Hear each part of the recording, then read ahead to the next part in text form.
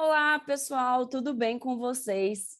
Retornando aos nossos trabalhos, hoje vamos fazer juntos a última peça que caiu na segunda etapa da OAB do último domingo, que foi um recurso em sentido estrito, tá? Na aula passada, nós falamos sobre o recurso em sentido estrito, a hipótese de cabimento, enfim, e hoje nós vamos resolver juntos o recurso em sentido estrito que caiu na segunda etapa da prova da OAB aí recente. Já fiquei sabendo que alguns de vocês fizeram a prova. Eu espero do fundo do meu coração que tenha dado tudo certo e que a carteira vermelha esteja na mão de vocês aí no futuro muito próximo, tá? Desejo muito boa sorte e para aqueles ainda que vão fazer a prova do OAB, contem comigo, qualquer ajuda que vocês precisarem, estou à disposição. Então, vamos lá, vamos identificar qual que é o recurso, né? Já dei aqui o spoiler que é um recurso em sentido estrito, mas vamos identificar a nossa peça, vamos identificar quais são as matérias aqui que podemos alegar, né, na defesa do nosso cliente, enfim. Lembrando, pessoal, sempre isso, tá? Vocês viram lá na prova de vocês, quando a gente fez a nossa primeira avaliação, que a gente tem que exaurir todas aquelas matérias que podem beneficiar o nosso cliente. Então, não é só alegar, né, achar o ponto-chave aí, pedir absolvição sumária, mas pedir aquelas teses subsidiárias, verificar todas as teses que podem beneficiar o cliente de vocês, a fim de exaurir tudo que está pedindo aí o enunciado. Então, vamos fazer a leitura atenta do enunciado e aí a gente faz a identificação da peça e das teses, beleza? Vou aí compartilhar na tela com vocês a nossa peça. Vamos lá. Vamos lá, pessoal. O Rodrigo, então, o nosso cliente, ele foi denunciado pelo crime de homicídio simples consumado, com a causa de aumento prevista na primeira parte do artigo 121, parágrafo 4º do Código Penal, perante o Tribunal do Júri da Comarca de São Paulo. Então, vejam que foi imputado ao nosso cliente um crime doloso contra a vida e, portanto, qual que é a competência? Exatamente, o juiz do tribunal, da vara do tribunal do júri. Então, se nós estamos tratando de um rese, a peça de interposição, ela vai ser direcionada, endereçada para quem? Exatamente para o juízo ACO. Quem, gente? O juiz da vara aí do tribunal do júri da comarca de São Paulo. Então, já identificamos para quem vamos endereçar a peça de interposição do nosso recurso, que é para o juiz da vara do tribunal do júri da comarca de São Paulo. Então, vamos lá. De acordo com o que consta na denúncia, no dia 26 de dezembro de 2019, em uma boate localizada na cidade de São Paulo, Rodrigo, nosso cliente, teria desferido um soco na barriga de João, além de ter lhe dado um empurrão que fez com que a vítima caísse em cima da garrafa de vidro que segurava. O corte gerado foi a causa eficiente da morte da vítima de João, conforme consta do laudo acostado ao procedimento. Então, vejam que está aí a prova da materialidade do crime, haja vista que a vítima foi submetida a exame, né? E foi constatada a causa da morte, que tem nexo causal com o fato praticado pelo nosso cliente, né? Pela ação praticada pelo nosso cliente. Até aqui, então, tranquilo. Rodrigo teria sido encaminhado por seus amigos ao hospital após os fatos, pois se mostrava descontrolado, não tendo prestado socorro à vítima, por isso sendo imputada a causa de aumento da primeira parte do artigo 121, parágrafo 4º do Código Penal. Gente, vamos ver o que diz o parágrafo 4º do artigo 121. Parágrafo 4º do artigo 121. No homicídio culposo, a pena é aumentada de 1/3 se o crime resulta de inobservância de regra técnica de profissão, arte ou ofício, ou se o agente deixa de prestar imediato socorro à vítima. Gente, vejam o que traz o parágrafo 4º. Trata que é uma causa de aumento para o homicídio culposo. Só que o Ministério Público imputou ao nosso cliente a prática de homicídio doloso. Então, não há que se falar da presença dessa causa de aumento prevista no parágrafo 4º, porquanto ela diz respeito apenas às hipóteses de ocorrência de crime culposo.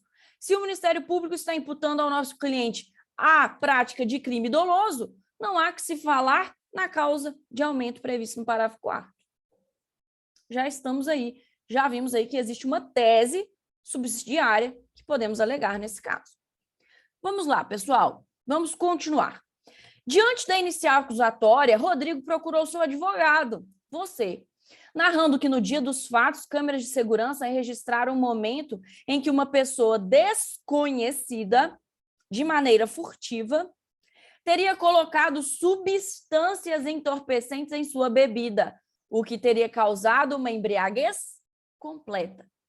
Então, vejam que o nosso cliente, ele estava com uma bebida, só que foi colocada substância em sua bebida que causou essa embriaguez completa.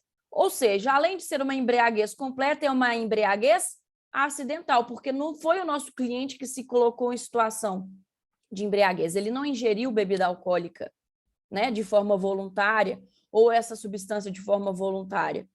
Ele foi colocado nessa situação por um caso fortuito ou força maior. E aí vocês vão ver que o artigo 28, parágrafo 1º, trata de uma isenção de pena quando se trata de embriaguez involuntária, quando se trata de embriaguez completa. Vamos lá, gente. Rodrigo teria ficado descontrolado e, em razão disso, sem motivação, teria desferido um soco na barriga de João, empurrando em seguida, apenas para que dele se afastasse, nem mesmo percebendo que a vítima estaria com uma garrafa de cerveja nas mãos. Gente, vamos lá ver o que traz o artigo 28. Vamos lá, 28 do Código Penal. Não exclui a imputabilidade penal. Inciso 2, a embriaguez voluntária ou culposa, pelo álcool ou substância de efeitos análogos. Só que vejam o que diz o parágrafo 1º. É isento de pena o agente que, por embriaguez completa, proveniente de caso fortuito ou força maior, era ao tempo da ação ou da omissão inteiramente incapaz de entender o caráter ilícito do fato ou de determinar-se de acordo com esse entendimento. Então, vejam, a nossa principal tese para o nosso cliente é a absolvição sumária dele por conta dessa causa de isenção de pena prevista no artigo 28, parágrafo 1º. Então, a nossa tese aqui principal do nosso recurso é a absolvição sumária do nosso cliente pelo reconhecimento da causa de isenção de pena prevista no parágrafo 1º do artigo 28. Então, vamos ver aqui, pessoal, o que nós vamos pedir? Artigo 415 do Código de Processo Penal. Inciso 4, o juiz fundamentadamente absolverá desde logo, ou seja, a absolvição sumária, quando, inciso 4, demonstrada a causa de isenção de pena ou de exclusão de crime. Então, já identificamos a nossa tese principal, que é a demonstração aí da causa de isenção de pena prevista lá no artigo 28, parágrafo 1º do Código Penal. Beleza, pessoal? Ótimo. Só que vocês vão ver aí que existem outras teses subsidiárias. Vamos ver quais. Então, o nosso cliente destacou que sequer sabe por que quis lesionar João, mas assegurou que o resultado morte não foi pretendido e nem aceito pelo mesmo, que precisou, inclusive, ser submetido a tratamento psicológico em razão dos fatos.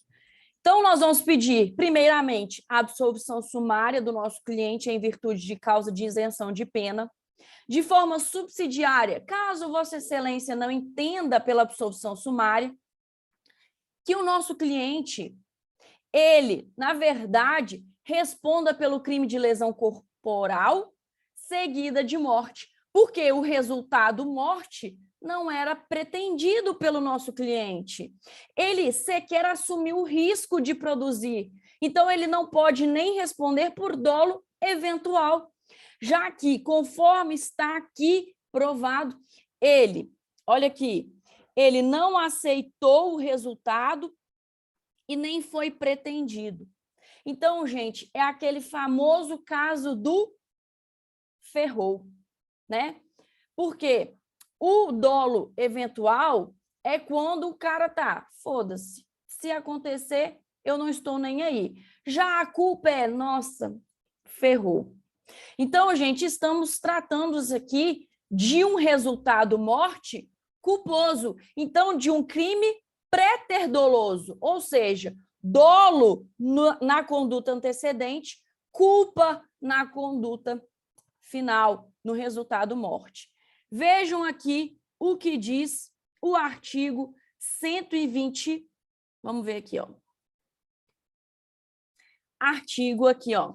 129, parágrafo 3º. Se resulta morte e as circunstâncias evidenciam que o agente não quis o resultado e nem assumiu o risco de produzi-lo, a pena de reclusão de 4 a 12 anos.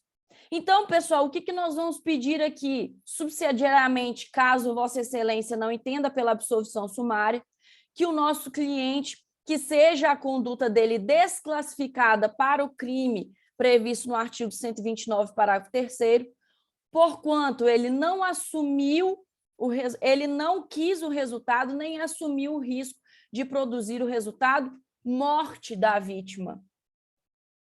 Ok, pessoal? Então, essa é a nossa segunda tese, exatamente a desclassificação do crime doloso contra a vida para outro crime, que é o crime de lesão corporal seguida de morte, previsto aí no artigo 129, parágrafo 3º. Então, de acordo com o artigo 419 do CPP, aqui, ó, quando o juiz se convencer em discordância com a acusação da existência de crime diverso dos crimes dolosos contra a vida e não for competente para o julgamento, remeterá os autos ao juiz que o seja. Então, qual que é a nossa tese subsidiária aqui, gente? É exatamente pedir a desclassificação do crime doloso contra a vida para o crime de lesão corporal seguida de morte. Beleza, pessoal? Ótimo. Então, nós vimos 3 teses já. Primeiro, o afastamento da causa de aumento prevista no parágrafo 4º, porque se trata de causa de aumento só para crimes culposos, para homicídio culposo, então não há que se falar dessa causa de aumento, porque foi imputado ao nosso cliente crime doloso. Segunda tese, e para mim a melhor de todas, a absolvição do nosso cliente por existir aí causa que isenta ele de pena, prevista no parágrafo 1º do artigo 28. A terceira tese, a desclassificação do crime doloso contra a vida para outro crime, qual seja o crime de lesão corporal seguida de morte, lá com fundamento no artigo 419 do Código de Processo Penal. Beleza, pessoal? Ótimo. Vamos continuar aqui. Após o recebimento da denúncia, citação e apresentação de defesa, então vejam, o nosso cliente foi recebida a denúncia pelo juiz, ele foi citado e apresentou defesa. Foi designada audiência de instrução e julgamento na primeira fase do tribunal do júri, para oitiva das testemunhas de acusação e defesa, além do interrogatório do réu ao final. Os policiais responsáveis pelas investigações e pela oitiva dos envolvidos, arrolado como testemunhas pelo Ministério Público, então são as testemunhas de acusação, informaram ao magistrado que se atrasariam para o ato judicial, pois estavam em importante diligência. Não querendo fracionar a colheita de prova, o magistrado determinou a oitiva das testemunhas de defesa antes das de acusação, apesar do registro do inconformismo da defesa. Ao final, o réu foi interrogado. As provas colhidas indicaram que a versão apresentada por Rodrigo ao seu advogado era totalmente verdadeira. Considerando que foi constatado o desferimento do soco e do empurrão por parte de Rodrigo em João, após manifestação das partes, o juiz pronunciou o acusado nos termos da denúncia. Pessoal, vejamos uma coisa aqui. Artigo 411. Na audiência de instrução, proceder-se-á à tomada de declarações do ofendido, se possível. No nosso caso, não é possível que o nosso ofendido morreu. A inquirição das testemunhas arroladas pela acusação e pela defesa nesta ordem, bem como aos esclarecimentos dos peritos, às acariações e aos reconhecimentos de pessoas e coisas, interrogando-se em seguida o acusado e procedendo seu debate. Então, vejam, primeiro houve-se a testemunha de acusação, depois as testemunhas de defesa, nesta ordem. Só que o juiz, ele não cumpriu essa ordem. O que ele fez, gente? Ele ouviu primeiro as testemunhas de defesa para depois ouvir as testemunhas de acusação. E, obviamente, isso resultou prejuízo para o nosso cliente. Por quê? Porque as testemunhas de defesa, o nosso cliente, ao proceder à oitiva das testemunhas de defesa, ele não sabia o que as testemunhas de acusação falariam. Então, como ele iria fazer perguntas para se defender, sendo que as testemunhas foram ouvidas posteriormente? E, obviamente, que isso causou prejuízo, porque, gente, ele foi pronunciado. Se ele foi pronunciado, óbvio que essa inversão causou prejuízo ao nosso cliente. Então, vamos lá, pessoal. Vamos ver aqui um julgado do STJ sobre o assunto. Vejam aí, trouxe aqui para vocês. A inversão da ordem de inquirição de testemunhas estabelecidas pelo artigo 212, ou artigo 411, né? Constitui nulidade capaz de viciar o processo quando suscitada a tempo. E nós vimos que ela foi suscitada. A defesa manifestou seu inconformismo na própria audiência, então não precluiu. E quando demonstrado prejuízo, obviamente foi demonstrado prejuízo por quanto o nosso cliente ele foi pronunciado, e quando feita a oitiva das testemunhas de defesa, não sabia-se o que falariam as testemunhas de acusação, haja visto que elas foram ouvidas posteriormente. Então, há aí prova do prejuízo. 2. Hipótese em que a nulidade tanto foi arguída no momento adequado, como também ficou demonstrado o prejuízo sofrido pelo paciente com a inquirição das testemunhas feitas em primeiro lugar pelo juiz. Então, vejam que nós precisamos alegar aqui o que, gente? Essa nulidade e, portanto, pedir a anulação do processo, inclusive, né, dessa audiência, para que seja realizada nova audiência, ouvindo-se as testemunhas da forma correta, porque houve aí prejuízo ao nosso cliente, até mesmo porque ele foi pronunciado. Beleza, pessoal? Então, nós vamos pedir a nulidade dessa audiência de instrução e julgamento, considerando que não foi observada a regra estabelecida pelo artigo 411 do Código de Processo Penal, porque não foi ouvida as testemunhas da forma correta, na ordem correta, tá? Então, nós temos que demonstrar, primeiro, que houve prejuízo, segundo, que houve aí essa nulidade. Beleza, pessoal? Então, vamos lá. Ao final, o réu foi interrogado, beleza, já lemos aqui. Intimado, o Ministério Público se manteve inerte. Então, o Ministério Público, beleza, pronunciou tranquilo, era o que eu queria. Rodrigo e sua defesa técnica foram intimados da decisão em 5 de abril de 2021, numa segunda-feira. Considerando apenas as informações expostas, a presente na condição de advogado de Rodrigo, a peça jurídica cabível, diferente de habeas corpus e embargos de declaração, expondo todas as teses jurídicas de direito material e processual aplicáveis, a peça deverá ser datada do último dia do prazo para interposição, devendo ser considerado que segunda a sexta-feira são dias úteis em todo o país. A gente já vai falar sobre aí. Qual que é a peça, pessoal? É a apelação? Não. Por quê? Contra a decisão de pronúncia cabe reze. Aonde que está isso, Amanda? Vamos lá. Artigo 581, inciso 4. Caberá recurso no sentido estrito da decisão, despacho ou sentença que pronunciar o réu. Amanda, se o juiz tivesse impronunciado o réu, caberia o quê? Apelação. Se o juiz tivesse desclassificado, caberia o quê? Reze. Se o juiz tivesse absolvido sumariamente, caberia o quê? Apelação. Saibam na ponta da língua essas decisões que podem ser proferidas na primeira fase do júri e quais são os recursos cabíveis. Vamos lá? Pronúncia e desclassificação, cabe reze. Absolvição sumária, cabe apelação. Impronúncia, cabe apelação. Beleza, pessoal? Então, em pronúncia e absolvição sumária, apelação. Desclassificação e pronúncia, reze. Beleza? Isso tem que estar na ponta da língua para não errar. Então, nós vamos o quê, gente? Interpor recurso em sentido estrito, com base aí no artigo 581, inciso 4. Então, nós vamos interpor para o juiz, né? Para o juiz da vara do Tribunal do Júri da Comarca de São Paulo.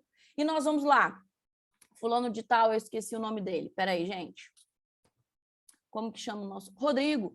Rodrigo, já qualificado nos autos por intermédio de seu procurador, com procuração já juntada, anexa aos autos, vem perante Vossa Excelência com o devido acatamento, interpor com fundamento no artigo 581, inciso 4 do Código de Processo Penal, recurso em sentido estrito. Aí, gente, lembra que eu falei para vocês que o recurso em sentido estrito tem uma questão que deve sempre ser alegada? O que, Amanda? Artigo 589, que é o juízo de retratação.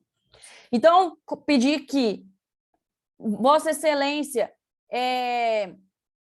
modifique a decisão, né, em juízo de retratação, com base no artigo 589. E caso Vossa Excelência não entenda pela modificação e pela manutenção da decisão, que sejam remetidos os autos, então, para julgamento pelo tribunal competente.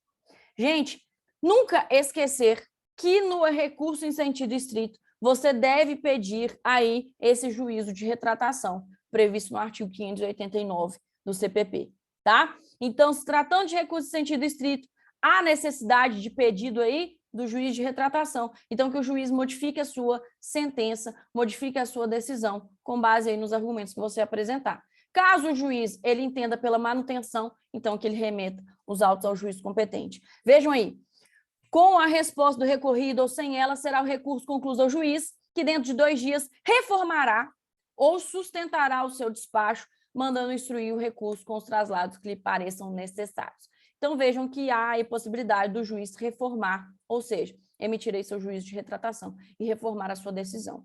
E, portanto, tem que ser objeto de pedido lá na sua peça, tá? Então, essa é a peça de interposição. Você vai ter que ir lá fundamentar no artigo 581, inciso 4 do CPP e pedir aí que, em juízo de retratação, ele reforme a sua sentença com base no artigo 589, tá? Neste termos, pede deferimento, advogado, assinatura, data, né? Data local, advogado, assinatura. E as razões, Amanda? As razões vão ser apresentadas para o tribunal? A de quem? Então, você vai interpor aí para o Tribunal de Justiça do Estado de São Paulo, né? Então, Egrégio Tribunal de Justiça do Estado de São Paulo, colenda turma, douta Procuradoria de Justiça, e aí você vai colocar o número do processo, apelante e apelado, e aí você vai colocar Rodrigo já qualificado nos autos, vem apresentar as suas razões pelos seguintes fundamentos de fato e de direito. Aí você vai apresentar uma pequena resumo dos fatos, e aí você vai já partir para as teses de direito, tá? Então, as razões, elas vão ser apresentadas como forma de saudação para o tribunal, a de quem? O pedido de interposição para o juízo a cor. Beleza, pessoal? Ótimo. Então, vamos lá. As nossas razões. Qual que nós vamos fazer aqui um pequeno resumo dos fatos, vocês fazem de acordo com o que está.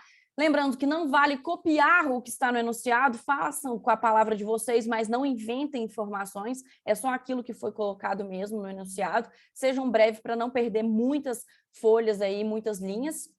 E aí vocês vão primeiro passar agora para o mérito. Tem preliminar, Amanda? Tem preliminar. Qual que é a preliminar? A nulidade do processo, tendo em vista que não foi respeitado o quê? A ordem de oitiva das testemunhas, resultando prejuízo para a defesa, porquanto o nosso cliente foi pronunciado. Então, gente, primeiro pedido, exatamente aí a nulidade dos atos aí, desde a instrução, desde a audiência de instrução e julgamento, considerando que não foi observada a ordem de oitiva das testemunhas e, portanto, a nulidade desses atos. Beleza? Primeiro pedido é esse. Pedido principal. Gente, obviamente, qual que é o nosso pedido principal? Nosso pedido principal é a absolvição sumária do nosso cliente, né? Então, com base no artigo 415, inciso 4 do CPP, nós vamos pedir a absolvição sumária do nosso cliente pelo reconhecimento aí de causa de isenção de pena prevista no artigo 28, parágrafo 1º do Código Penal. Esse é o nosso pedido principal. Aí a gente fala, caso Vossa Excelência não entenda pela absolvição sumária, requer o quê, gente? Aqui, a desclassificação do crime para o crime de lesão corporal seguida de morte, porquanto o nosso cliente, ele não queria o resultado morte e nem consentiu e nem... Deixa eu só ver aqui a palavra, né? E não assumiu o risco, né, gente? Não assumiu o risco de produzir o resultado, tá? Então, não pode ser imputado a ele dolo eventual, e sim culpa no resultado morte. Então, nós vamos pedir, subsidiariamente, a desclassificação do crime doloso contra a vida para o crime aí para o crime de lesão corporal seguida de morte. Beleza, pessoal? Ótimo. E aí, o que nós vamos pedir também, pessoal, que a gente viu? Vamos pedir o afastamento da causa de aumento de pena prevista no parágrafo 4º do artigo 121, porque se trata de uma causa de aumento de pena para a hipótese de crime culposo, para a hipótese de homicídio culposo. E se foi imputado ao nosso cliente o crime doloso, não pode ser, né, reconhecida essa causa de aumento prevista lá no parágrafo 4º do artigo 121. Beleza, pessoal? São essas as teses, são essas as principais teses. E aí, vamos passar só para a gente verificar a data que a gente deveria, né, endereçar o nosso recurso. Vamos lá voltar para o nosso caso, para eu mostrar aí para vocês a data. Vamos lá, gente. O Ministério Público se manteve inerte. Rodrigo, sua defesa técnica foram intimados da decisão em 5 de abril de 2021, segunda-feira. Então, gente, 5 de abril não conta. Vamos contar o próximo dia útil. Então, 6, 7, 8, 9, 10. Vamos contar que dia que caiu? 5 de abril foi numa segunda, então começou a contar na terça. Terça, 6. Quarta, 7. Quinta, 8. Sexta, 9. Sábado, 10. Então, se acabou o nosso prazo no sábado, vai para o dia útil seguinte. Então, sábado 10, domingo 11, segunda 12. Qual que é o nosso prazo? 12 de abril, porque é o dia útil subsequente ao término do prazo, que foi no dia 10, só que nós vamos interpor, então, o nosso rese dia 12 de abril de 2021. Beleza, pessoal? Então, o prazo aí que nós vimos para o recurso em sentido estrito é de 5 dias e de 2 dias para apresentar as razões. Só que aqui nós vamos, né, já que a gente não pode apresentar as razões depois, nós temos que apresentar agora, nós estamos tratando de uma prova, nós vamos aí apresentar em 5 dias. Então, o nosso prazo será dia 12 de abril de 2021, que vão dar aí 5 dias, já que caiu no sábado, e passa para o dia útil subsequente. Beleza, pessoal? Ótimo! Então, vejamos que conseguimos fazer juntos aí o nosso RESE, que caiu na última prova da OAB, tá? Qualquer dúvida que vocês tiverem, pode entrar em contato comigo, beleza, pessoal? E outro ponto importante, um recadinho importante que quero dar para vocês. Não se esqueçam de fazer as nossas peças, tá? Então, façam as peças, mandem lá para a coordenação, mandem para o meu e-mail, para que vocês tenham aí a pontuação referente à nota do professor. Principalmente aquelas pessoas que me pediram, né, ajuda por conta que foram mal aí na primeira avaliação. Beleza? Qualquer coisa aí que eu puder ajudá-los, estarei disponível, tá? Só pedir meu WhatsApp aí para os líderes de turma, vocês têm acesso aí, podem entrar em contato comigo. Pessoal, um beijo, muito obrigado pela atenção e até a próxima.